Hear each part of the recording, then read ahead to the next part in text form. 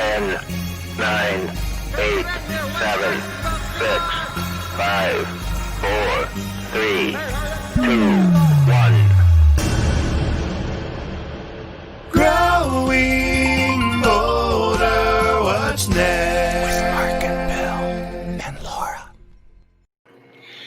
Good morning, everybody, and welcome to What's Next. I'm Mark, that is Bill, and that is Laura. How you guys doing this morning? Good morning. The weeks are flying by. Aren't they? It is amazing. And I think our big news as a company, maybe two things. We've doubled our staff in the last 60 days, and we'll talk more about that at another time. But we've just leased a very cool new office. And, Laura, we're trying to figure out a way to gradually move back into it in a safe and socially distanced way at a time when the epidemiologists are now saying that Florida may, in fact, become the new global epicenter, which is something you know all about.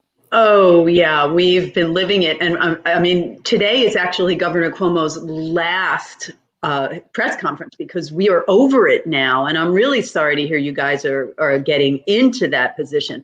But if I can give you one word of advice, listen to the rules and stay in longer than you think you have to. Really, that's what does it. That's what mitigates it.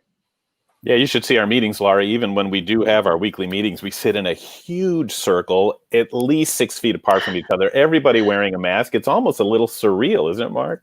Yeah, it is bizarre, but we'll figure it out. We're anxious to get back face to face. I think we all thought working remotely was, an amazing thing that we may never have to get back together. But, there's just something about that face to face connection.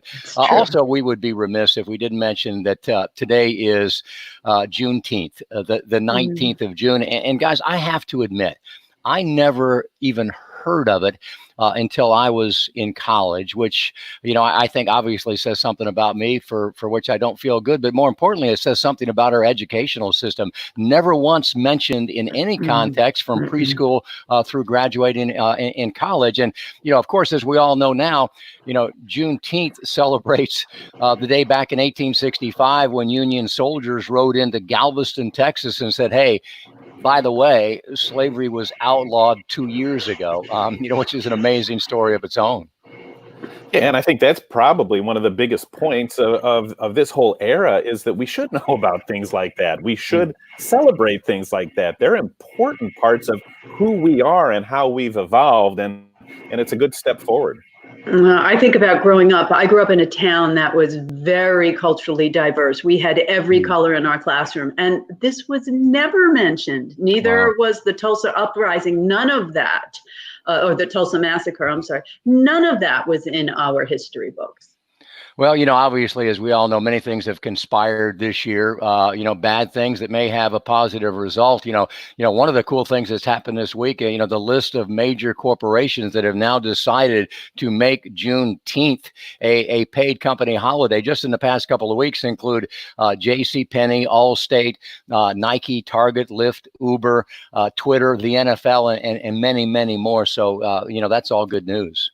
May I add, Connecticut Public Television, the station I work with, they have just added it as a holiday for the station. I think that's really impressive. I'm glad people are doing that. Yeah, it's definitely something that's in everybody's consciousness now, and hopefully there'll be more steps like this to move us forward. All right, let's move forward, Billy. Thank you for that segue. Coming up today, we've got Kim Campbell, who is Glenn Campbell's widow. She's got a fascinating, heartbreaking, and ultimately uplifting love story. It's a no-holds-barred memoir about their 34-year marriage. But we've got Kim here live today from her home in Nashville to talk about her journey with one of the most talented and yet troubled music superstars of all time. Of course, we all want to make a difference in this world, but where do we begin? What can one person do? We're going to talk live to a retired grandmother in Cincinnati who was inspired to do something by the hate that she saw in the news. She's created a unique new early education reading initiative that I know you're going to love. And the power and importance of social engagement, the health and well-being benefits of shared passions are what our Finding Your Tribe series is all about. And Bill Schaefer is going to celebrate a two-wheeled tribe today. Looking forward to all of that. All right, we like to run a couple of videos, and we've had some serious ones the last couple of weeks. So let's start with a very short yet heartwarming video about a Texas woman who is attempting to save a squirrel from her kiddie pool.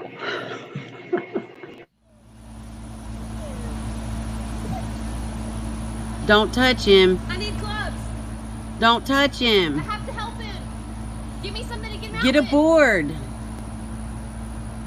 Yeah, put the chair.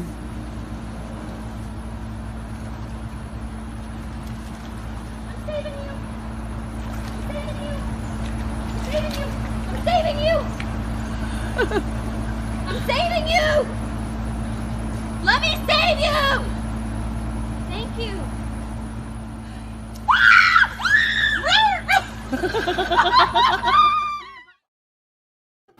What was it? It was killer hornets a couple months ago, killer bees, and now it's the attack squirrels. Stay away from the squirrels.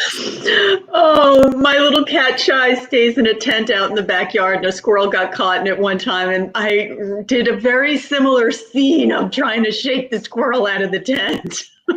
We always want to help. One thing about wildlife, and there's wildlife of all sorts here in Orlando, but there is really no question that man is continuing to encroach upon natural habitat. And as Bill knows, I'm sure he's had this in his neighborhood. It's very common here in Central Florida to find an alligator in your pool or a bear in your backyard. But this video is from Steamboat Springs, Colorado. It's unusual because we've got a big bear climbing a tree, trying to steal a bird feeder who is scolded by a man, and the bear obeys. Take a look. What do we do? What do we do? What do we do? What do we do? You're not a... What do we do? No, no, no, no, no, no. It's gonna tear it off the tree. No, stop it. Stop it. Don't be a hero. It's not. Stop it. Stop it right now. No. Stop it. Stop it. No.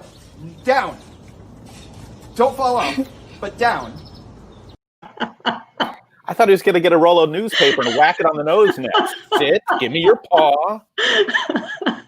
That's great. I love it. It's something we are literally constantly reminded of here in Central Florida, and that is a fed bear is a dead bear. Keep all of that stuff away from bears. But all right, let's get on to the serious part of the program. Last week, Bill did just a really riveting interview with Laura's husband, which really wouldn't be a big deal except that Laura's husband is Grammy Award-winning singer, composer, and performer now, Jimmy Webb, who has written some of America's greatest songs, Bill. He's truly a legend. And some of the comments on the growingboulder.com under the story or on our Growing Boulder Facebook page here show how much this guy means to the fabric of America.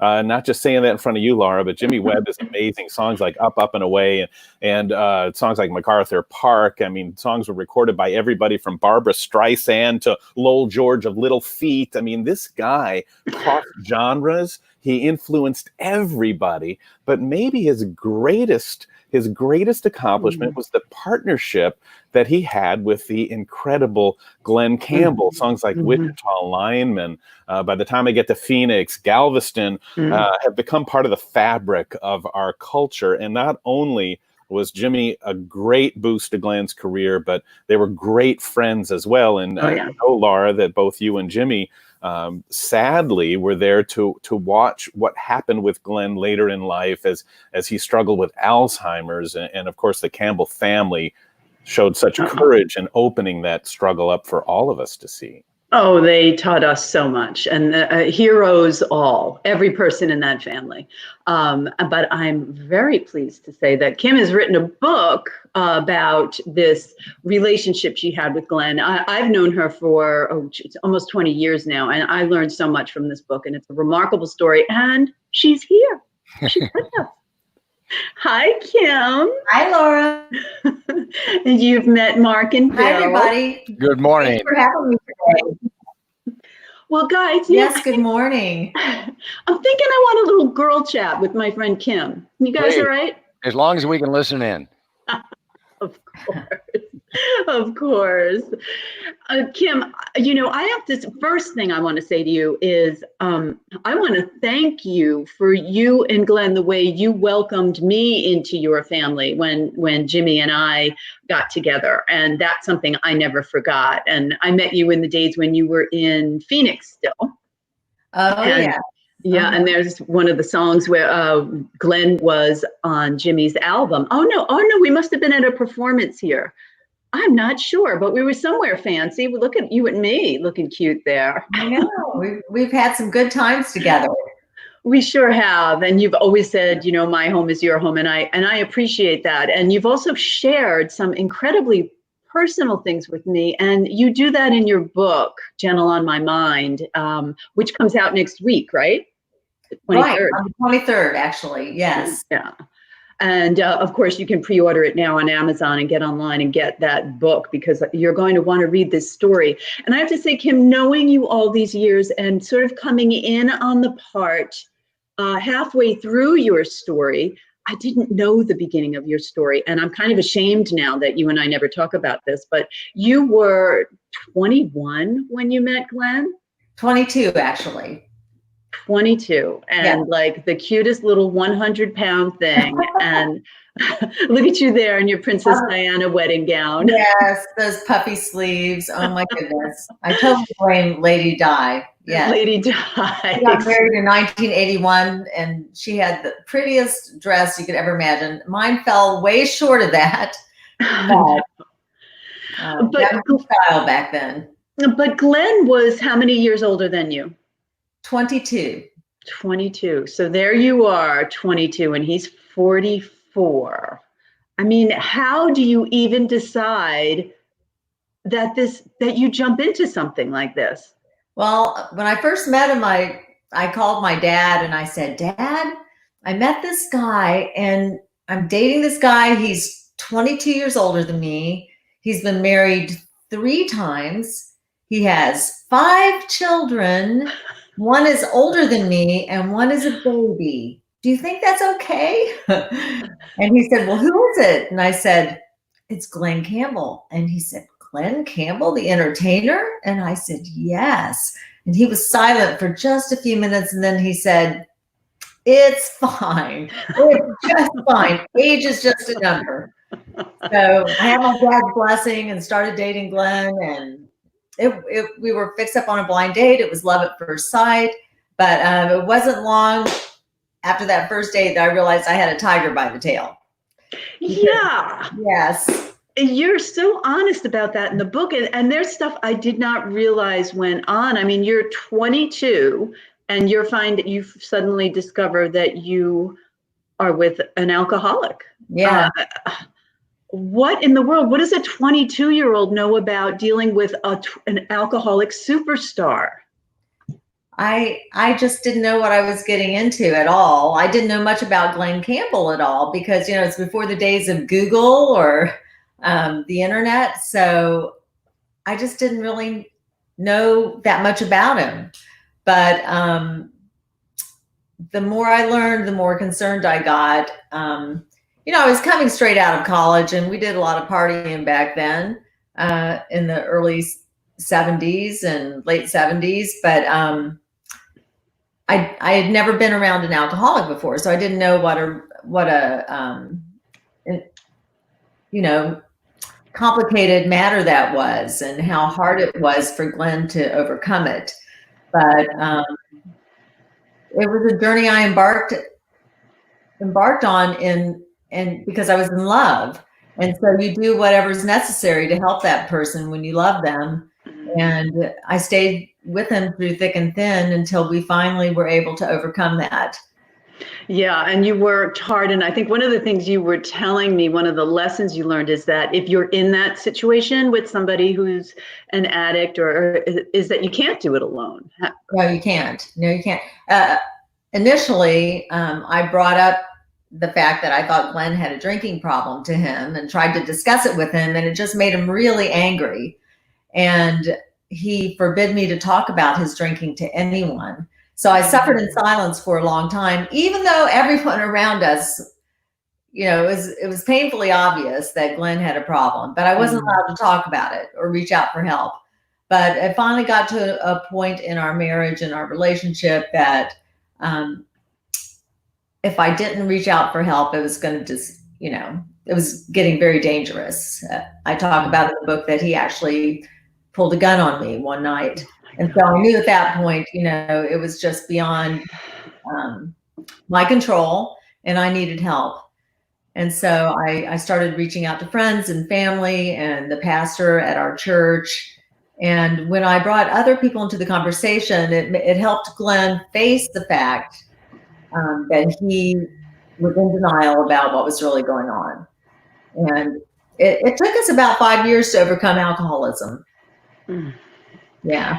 Yeah, and there was obviously some setbacks and relapses on that. But the thing that gets me about this is that we look at him, we think of Glenn as that rhinestone cowboy. We think of him as the guy on TV that looks like a Ken doll. And you two lived this glamorous life and all this, but inside you were struggling. And in no way does it diminish Glenn's stardom for you to tell this story, but I think it's a story that helps people understand that you don't always know what somebody's dealing with. You see the pictures in People magazine, but you needed that circle of people around you to help keep him the star that we saw.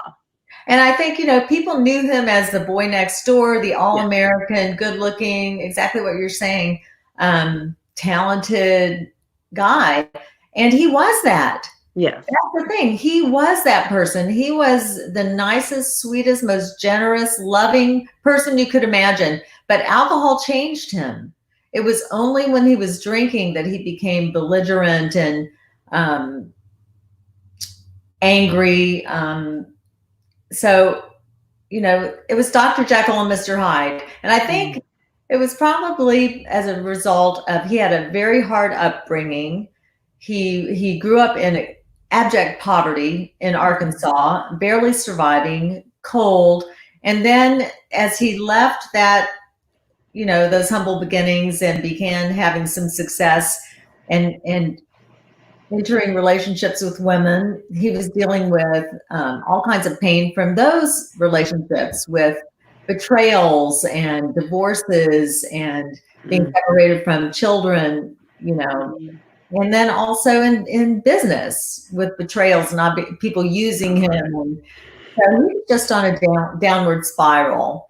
And my book is really about how finding God and placing your faith in God and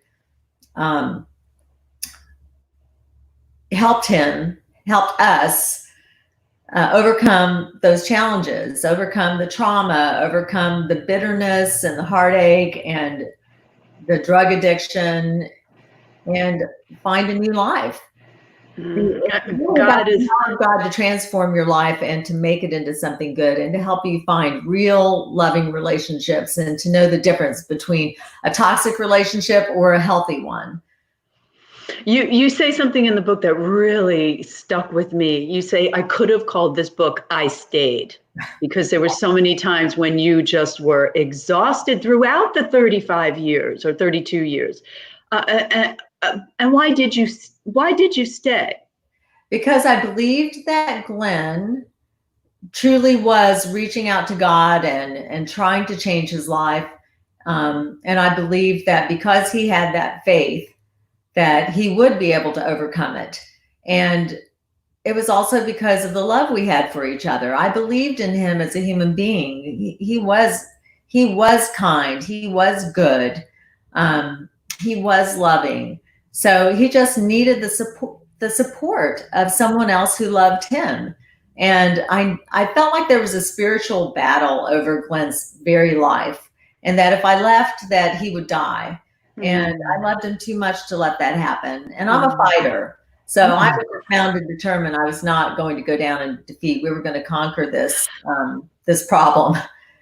Now, you're one friend in my life that I know if there's a problem, you have a solution, and you are fearless in finding your solutions and tireless, and you research and you take risks, and you do what you did with Glenn and your family and how you kept everyone together through everything.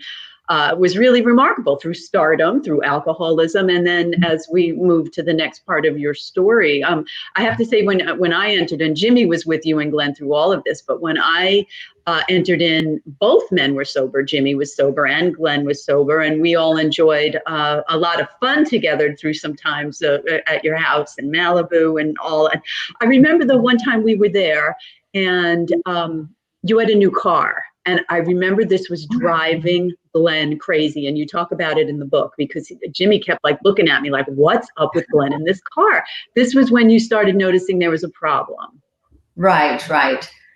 He obsessed over my car. I got a little sports car, and I was really enjoying it, but it had run flat tires on it. So it did have kind of a hard ride. But Glenn just he said, this car rides like an iron-tired wagon. Why'd you get this car? And he would just, all day long, that's all he wanted to talk about. And it was so abnormal. But I didn't know what was going on. I didn't know that he had Alzheimer's and that he couldn't remember that he had just had the same conversation, 5 minutes before, 10 minutes before, a half hour before. It just went on and on and on. If we got in my car, he complained about my car. If we rode in his car, he complained about my car. If we rode in your car, he would complain about my car. He was obsessed over it. It was driving me crazy. It was one time I just pulled the car over and said, I'm going to get out if you don't stop it. But later on, when we got the diagnosis, of course, then so many things began to make sense. And it filled me with compassion. Before I was frustrated and irritated. But once I realized that, something was going on inside Glenn's brain that neither of us understood, it made all the difference. And you mentioned, that I've always been the kind of person that educated myself. So with alcoholism, he wouldn't let me talk about it with anyone. So I went and I got books, and I hid my books, and I read my books, and they really helped me know how to stop being an enabler and to hold him accountable for his actions and to help him pull himself out of denial. They were very, very helpful to me. And then with Alzheimer's, the same thing. When we got that diagnosis, I went to websites like the Alzheimer's Association, a very comprehensive website with anything you possibly imagine you would need to know about Alzheimer's, about caregiving, or about the science, behind what's happening with the brain. So education is just so important in dealing with any of those issues, and it helped a lot. And education and family, and that's we could talk all day, but there's one other story I want to bring up that you talk about in the book, because it really through a lot of this, Jimmy and I heard you on the phone, or we would come for short visits, or you text me something. I remember the one time you sent me the picture when he was really sick and he had hit you. He didn't mean to. It was part of the disease. And we sort of lived this from New York. But I remember one night in Nashville, and you write about this as well. It was one of the last times Glenn went out in public. And we were going to the Country Music Hall of Fame, where they were opening an exhibit of Glenn. And of all of his we had all of his costumes there and everything, and some of his instruments. And I remember being in the car, Kim, and sitting in the back seat next to him, and he was so scared to be in that car. And I was holding his hand and stroking his arm, and you were driving and trying to keep him calm from the front seat.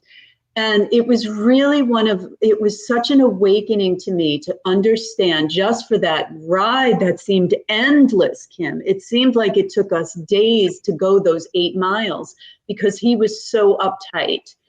And it really let me see what you and your family did for 5 years. Yeah. 5 years of taking care of him at home, trying to give him that life, and to put him and to go on the road with him and be with him every moment was so brave and so wonderful for his fans to see him. But then you had to go ahead. Yeah, I mean, Alzheimer's is a progressive brain disease. So earlier on in the disease, he was able to ride in a car without having panic attacks, but he did like to push all the buttons. And I might be sitting at a stoplight and the light is red, and he'd be in the passenger seat, but honking my horn at the person in front of me. And I'm like, you're going to get me killed. Stop. But he just, he didn't understand traffic laws anymore, speed limits, stuff like that. So I was really thankful that when we got the diagnosis, we were living in California, and in the state of California, if you get diagnosed with dementia or Alzheimer's, the doctor is required by law to notify the DMV, and they take away your driver's license. So that was wonderful for me because he did not need to be on the road, and I didn't want to be the bad guy. I didn't want to be the one that had to take away his license. That would have been devastating. But in other states, you know, people are confronted with that because it's not the law. And so a lot of times the spouse or the family has to make that hard decision to take away those keys. But what you were referring to, that incident, going to the Country Music Hall of Fame for Glenn's birthday party and to see his exhibit, he was in the late stages of the disease at that point, and riding in a car put him into a full-on panic attack.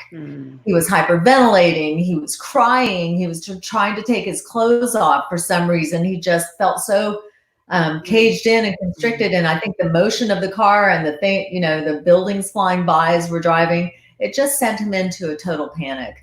But there could also have been other mitigating problems that he was dealing with during that moment. Like maybe he had to use the bathroom and didn't know what to do. You lose the ability to communicate and to understand what's happening to your body. So he was just absolutely miserable. And we were all so stressed out for him. Do you remember, I mean, the clincher of this story is the elevator doors open and all of a sudden he's Glen Campbell. He's like, he turned into the Glen Campbell of stage and screen at that moment. And that's what makes this disease so difficult for a caregiver. You don't know who you're going to have. Right. There can be a trigger that sets them off in one direction, and then another trigger that's good that just brings him all back. So it is an unusual disease in that respect. I mean, you might have, even in the late stages of the illness, there were moments when Glenn had a moment of lucidity and he recognized who I was, and tears would fill his eyes. And one time, this is very late in the disease, he looked at me and said, "Please take care of me." Oh, God. And it just broke my heart, you know. Of course, I hugged him, and I will always take care of you, darling. I'm here for you. Don't worry about a thing. But that was just such a shocking moment to have him, you know, go months and months, even a year, without recognizing me. And then all of a sudden, he knows who I am, and you can just feel it. You know, it's a very moving moment when that you live for those moments because they're still there. They're still trapped inside that body and that mind. I remember when, and in the book, you talk about how difficult the decision was to finally recognize, for the sake of your children and your family that was helping you, and for yourself, because I remember how exhausted you and the family were. I mean, it was incredible stress to take care of him at home, and you decided to make that move for him to join a memory care community. That was a very tough choice, but I remember Jimmy and I went to see him one time, and Jimmy's very sensitive, as you know. He's an artist like Glenn. They're very sensitive, and I remember he was so afraid that Glenn wouldn't recognize him. And at the end of the visit, Glenn just took Jimmy and held him and just like played the guitar on Jimmy's arm, like pretended he played the guitar. And it was just like, we had a great show, didn't we? We had a great show. And Jimmy was just like, oh, he remembers me. He remembers. But that was a tough decision for you, but ultimately the right decision. Absolutely. It was the best thing we could have done. The doctor is the one who actually pushed me that direction. He said, "I can't believe you're still trying to do this at home. This just isn't safe for you. It's not safe for Glenn." A lot of people don't realize that many people with Alzheimer's become combative. They can't communicate anymore verbally. And so if you're doing something they don't like, they lash out. You know, they'll hit you or scratch you or pull your hair. I mean, there's no way for them to control that. It's an instinct. But it had become dangerous for me to take care of him at home. And I didn't know that memory care communities existed. You know, I thought about the stereotypical nursing homes, and I was horrified by that thought. But when I started visiting memory care communities, I realized that they've got they're vibrant communities, you know, with pet therapy and music therapy and horticulture therapy, art classes. Glenn loved being around people, and so many times people with Alzheimer's become isolated in their home and they don't have any socialization, and that happened to me too when we were at home and I felt like Glenn was a shut-in. I was shut in with him. I couldn't put him in the car, as we just talked about, and drive him somewhere. I didn't want to take him out in public. He needed a special environment. But when we joined the community, that was my community too. And now we were there with other families on the same journey, experiencing the same things. And, you know, we laughed together, cried together, prayed for each other, and supported each other in that journey. And it was a blessing. So, I have to say, I have to congratulate you on the book. I know you've worked really hard on it, and the messages in there of the story of the strength of you two as a couple. Of course, we have the sparkle and the glam and the sequins and the fun you had, but the struggles, and that you two stayed together and shared that strength of God and community, and the way you brought your children in to be part of that. You're a remarkable mother, wife, caregiver, friend, and I thank you for sharing so honestly. I really do. Well, thank you, Laura. Thanks for telling people about my book, and I hope my book can help other people on their journey. If no matter what you're up against, if you have faith in God and a sense of humor and good friends, I think you can manage it.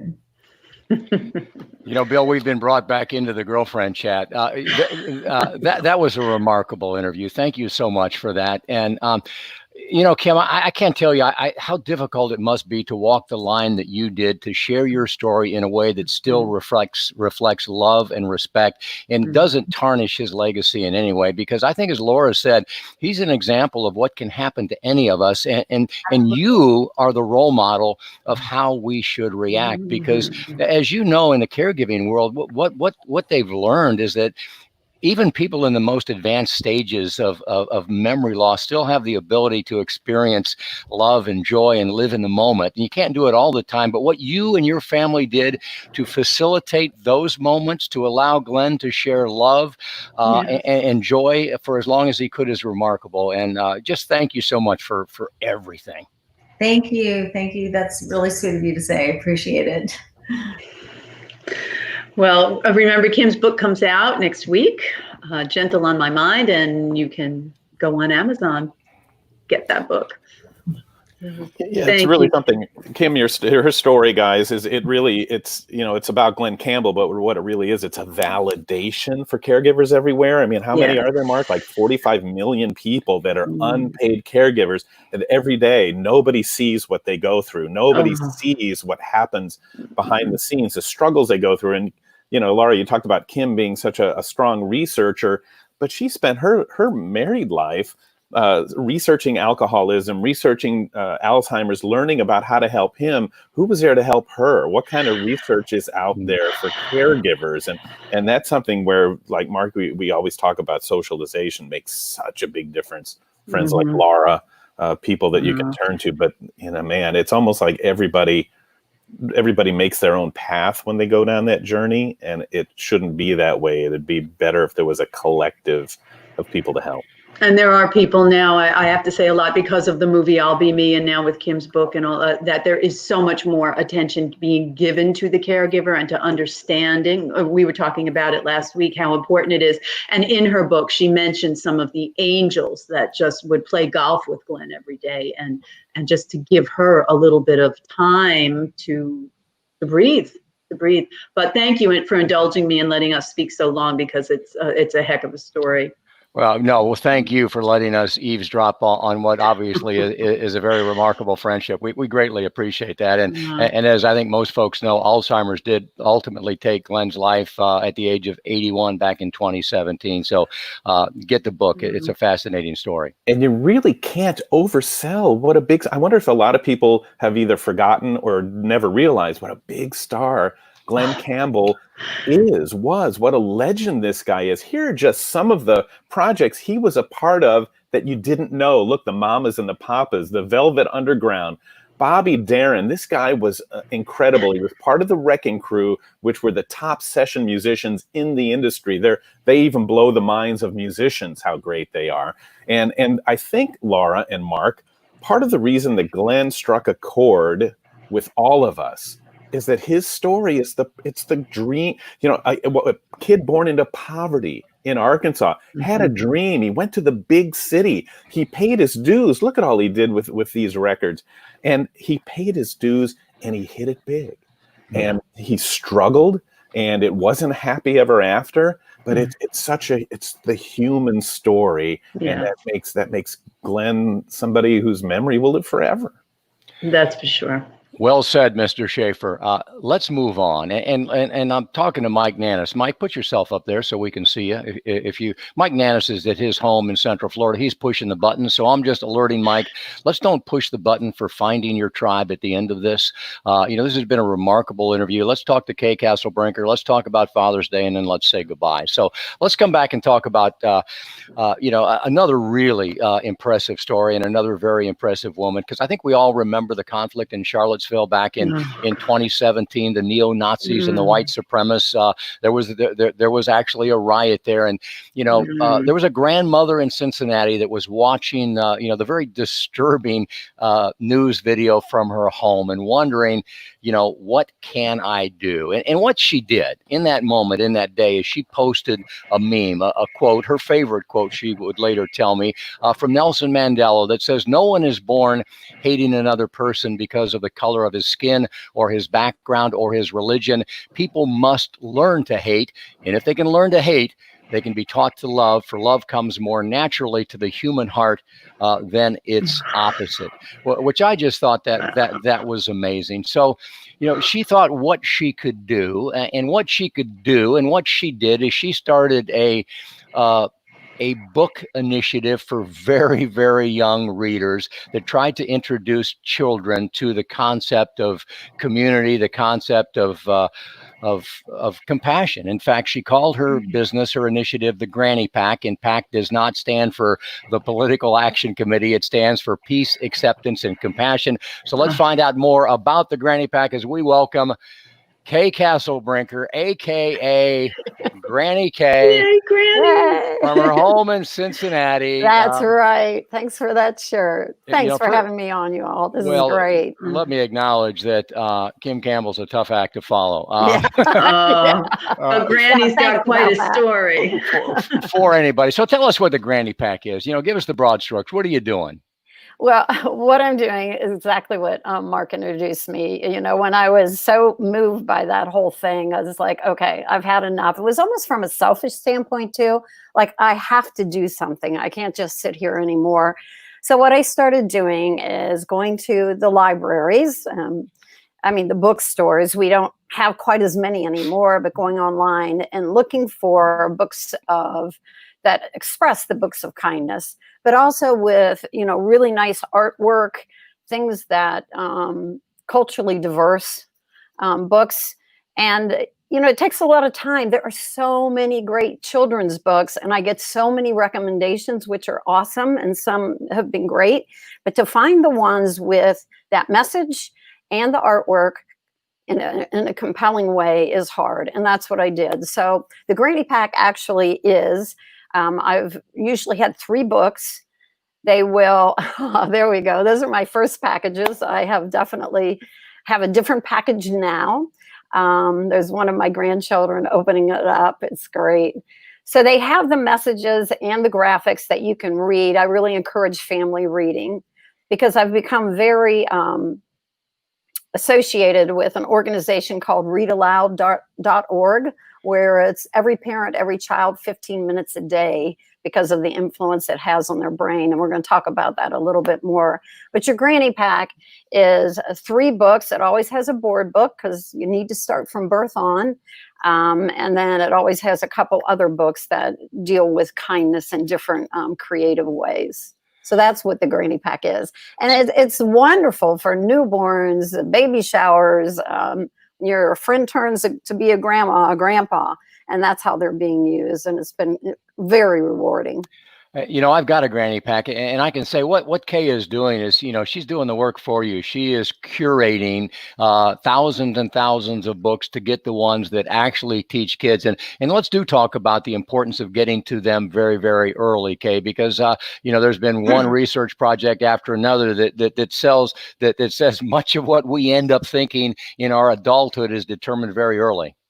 That's exactly right. And so, I started out with the whole desire of kindness, but very early on, I was amazed at how the brain is influenced by early reading. And so it has been proven, and there's a pediatrician in Cincinnati, John S. Hutton, who's a pediatrician and a research fellow at our children's hospital, who's really looked into this. And so 90% of brain development is in your first 5 years. And the 0 to 3 years is the most critical, where the most connections are being made through the neurons. So you can actually see a difference in the brain that has been read to from birth on.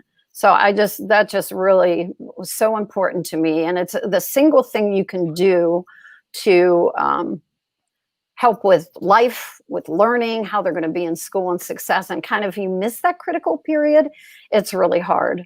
And also that they feel that the worldview, how children approach the world, with kindness, with confidence, all that is also established in these very early years. And another really important one, especially now, if you expose children to at least 6 books with images of culturally diverse children having fun and playing together, that they will be more open-minded as they go into life. And that's just critical. It's always been critical, and certainly we are understanding that more now. It's a remarkable project, and Kay's done the work for all of us who say, what can we do? What can you do? You can give your grandkids, your children, a book to read or that can be read to them. Kay, can you give us an example of a book that you like? Absolutely. What kind of messaging catches your eye? My favorite thing to do. I could talk on this all afternoon, but of course I won't. Thank you. See what's so here's a funky little girl about like myself. This is a self-confidence book. Don't we all need that from day one? So I like me wild. I like me tame. I like me different. And the same. And it continues all the way through. I love this one. Even when I look a mess, I still don't like me any less, because nothing in this world, can change what's deep inside. And so that's the message you have in this. And this isn't a board book. So you can start, they can chew on it. They can do it for little fingers and big fingers. And then also another example, and this is really kind of hitting the culturally diverse. This is a book with where it's a young artist, and she said to her mom that she wanted to paint different faces and she wanted to use brown. And brown's just one color, Mom, right? And she goes, no, let me take a walk in the village. And so they come to like Mr. Pellegrino in the village, and also her babysitter Candy, and all the different colors that they have. And so she, at the end of the book, and again, this is, early exposure to different colors of skin, different cultures is just critical in their development. So this is her World of Us. And then let me show you one last one. I'll be quick. So also I have this one. It's called Families, Families, Families. And by the way, I do get, I do get the author's permission, and they're so thrilled to be part of the Granny Pack, which has been so rewarding. So this is about, this has, some children have 2 dads, some have 1 mom. And children are going to face these different family formations. Some have stepsisters and brothers. Some children are adopted. But look at these fun little characters. And the kids love this one. And at the very end, let me see how this is. If you love each other, you are a family. So I just love it. again, another good message. You know, it's a remarkable project. Thank you so much for doing it. And, you know, I think we all know instinctively the answer to our societal problems are education, which is why we all get frustrated. It's going to take 10 or 15 or 20 years to resolve the major issues that we have right now. But this is where we start. So let's show people very quickly where they can find out more about the Granny Pack. There are 2 Granny Packs available right now, 2 versions of each. Just go to thegrannypack.com. Really remarkable. And before we say goodbye to Kay Castle Brinker, you know, this has nothing to do with this story, but how often do Yes, I get it does. how often do I get to say that the person I'm interviewing was a good friend of mine in high school and show a picture of us as we were seniors in 1969? That is cheerleader Kay Castle Brinker and ne'er-do-well Mark Middleton at Indian Hill High School in Cincinnati. So, Kay, it's been a fun ride, and thank you again for what you're doing. Well, thank you all for having me on. You know, it's been really great. What do you guys think? She's doing a good thing, isn't she? Hey, I look, love 6 books, and you can change the way a child sees the world. Let's do it. Isn't that Granny. amazing how few that takes? It's like, why wouldn't we be doing this all the time? My granddaughters are getting books this week. All right. and congratulations to both of you, Mark and Kay, for you guys must have come from some graduating class back in high school. But the other thing that's so amazing to me is that we're all sitting out here going, yeah, it's a simple idea, but a great idea. But Kay, you weren't deterred from thinking one person could make a difference. You stepped up and you did it anyway. And look what you've started. Look what you've ignited. I mean, that's the message to me, the takeaway. Folks, there's something we all can do to make a difference. Let's do it. Absolutely. That's why we call him, let's put a bow on it, Bill. He's really good. He's really good at wrapping it up. Kay, thank you, Bill. Thank you. Thanks for having me. Yeah. No, you're great. And before we go, we would be remiss as well if we didn't mention that Sunday, is Father's Day, time for us to honor the paternal relationship, to celebrate our dads if we're lucky enough to still have them, and certainly remember them if we don't. And Laura, you lost your dad a while ago, didn't you? I did. I lost my dad even before I met Jimmy. So it's been, 14 years.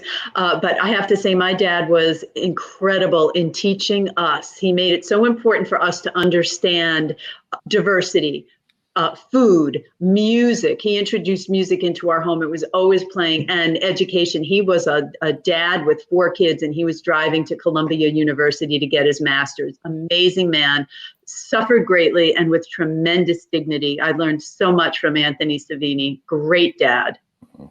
And Bill, among those in our age group, at least my age group, not Laura's, you're a rarity in that your dad is still with you, and he's hanging in there.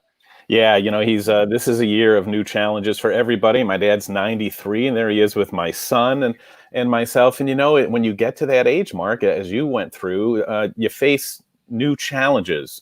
Your parents face new challenges, and there are new issues, and there's new limitations, and you sort of see the descent that begins, but you see they handle it with such grace and such a great attitude. And that's kind of where we are right now. Times are getting tough, but he's putting his best foot forward. Take more of those 3-generation photos. In fact, I read something the other day that 4-gen photos, there's more 4-gen photos out there now than any time in history, which is really, really cool. I've only got one 3-generation photo of my dad and my paternal grandfather. This is it. It was taken in Paradise Valley, Arizona.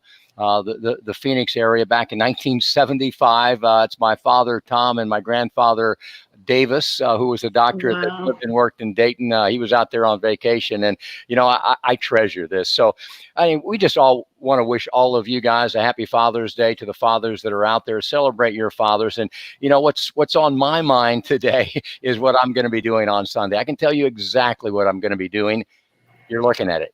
I'll be at home, laying low, not going out. I can also tell you exactly what I'm going to get for Father's Day from my 2 daughters, because I've got it each and every day for 28 years. 28 years ago, they gave me a coffee mug with their pictures on it. I took it to work. I drank 1 cup of coffee in it, and I looked at it, and I said, you know what?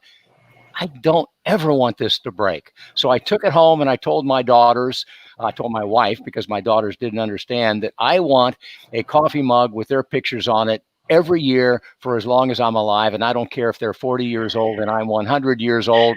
And so tomorrow I will get my 28th successive coffee mug. This I love it. This picture was taken a few years ago. I have a rack, a nice little display rack back in my office at home. Nobody ever sees it but me. But, these are 28 coffee mugs that have never seen a drop of coffee, but they have seen thousands of smiles, because every time I look at them, it means something to me. And I've promised the girls that if I'm able to, before I die, I will throw them all away so they don't have the guilt and the burden of figuring out what the heck to do with Dad's coffee mug. So, anyway, you'd need a whole new house, Mark, if you had 5 kids. Oh my or to wrap the whole mug, but yeah. But that's such a great idea. And sometimes the simple ideas are the best, Mark. You have so many creative things that you've done with your family. One of these days, we could do a whole show or even a book on that, because you've inspired me in many ways. Well, you're very kind to say that, Bill, and right back at you. Laura, thanks again for bringing Kim Campbell to us. But what a remarkable woman, and what a remarkable story. Well, and happy Father's Day to the two of you. You two mean a lot to me, so I can imagine what you mean to your children. So enjoy your day with them. And tell Jimmy happy Father's Day as well. He's got 6 kids. Oh, my gosh. All right, gang, we're out of here. Everybody have a good weekend. We'll see you next week. Good weekend. Growing older, what's next?